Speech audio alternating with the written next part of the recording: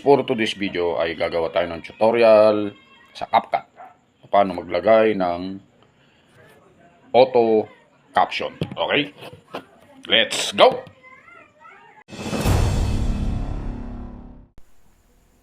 Okay guys, una ay pupunta kayo syempre sa cellphone nyo at hahanapin nyo. Kung wala pa ay magda-download po kayo ng CapCut sa Play Store. Okay? Ako kasi may na-download na ako kaya nandito na siya. Okay? Pipindutin nyo po yung CapCut. Okay? Pagdating nyo po sa CapCut, okay, meron pong mamimili po kayo. Tanggalin muna natin yan. Ginagawa mo? Mamimili po kayo ng mga video. Ito na lang. Mababa lang to.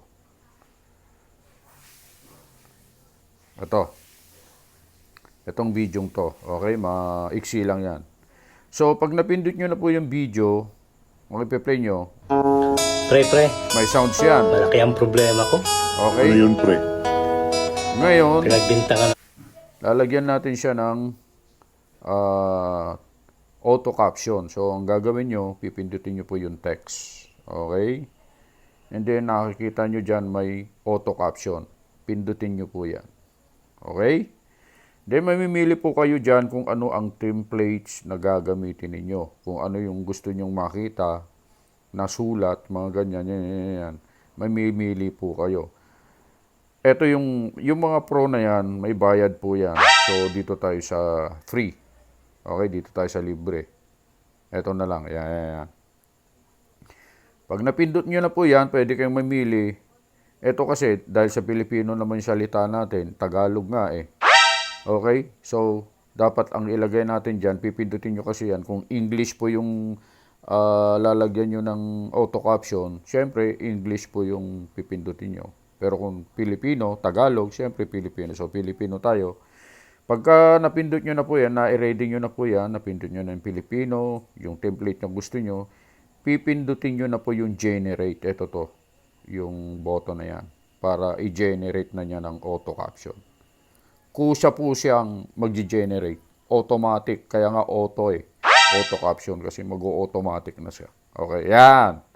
So, meron na siyang auto caption. Pag plinay natin yan, Pre, yan. malaki ang problema ko. Ayan. Ano yun, pre? Ayan o.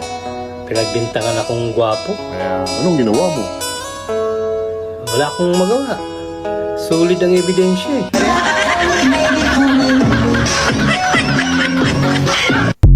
So, ganun po yung paglalagay ng auto caption. Ganun lang po kasimple.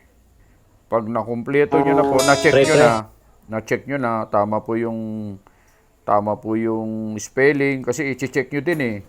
Yung auto caption, minsan nagkakamali po ng spelling yan. I-check nyo po lahat yan. Kung tama po yung mga sinabi nyo, doon sa auto caption na binigay niya, isi-save nyo na po sa cellphone nyo. So, ang gagawin nyo, mamimili kayo kung 720 o kaya 1080. O ako, preferred ko 1080p. So, para mas maganda yung quality ng video. And then, i-export ko na. Then, pupunta tayo sa save device para ma-save sa ating device yung ginawa natin. Yan. Pag nakasave na, dan, pupunta tayo dun sa ating gallery at makikita na natin dito. Okay? Na nandito na yung ginawa natin. Pag-play Pre, natin. Yan. May malaki ang auto caption na problema siya. ko. Ano yun, pre? Pinagbintangan akong gwapo. Anong ginawa mo? Wala akong magawa. Solid ang ebidensya eh.